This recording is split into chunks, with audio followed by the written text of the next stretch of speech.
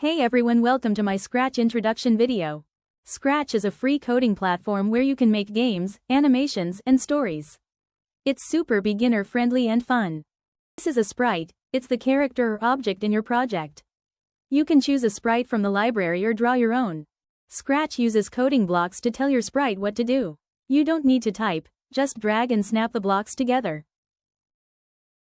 There are different types of blocks in Scratch. Motion blocks to move your sprites, looks blocks to change how they appear, sound blocks to add effects, and control blocks to make your project interactive. You can mix and match these blocks to create anything you imagine.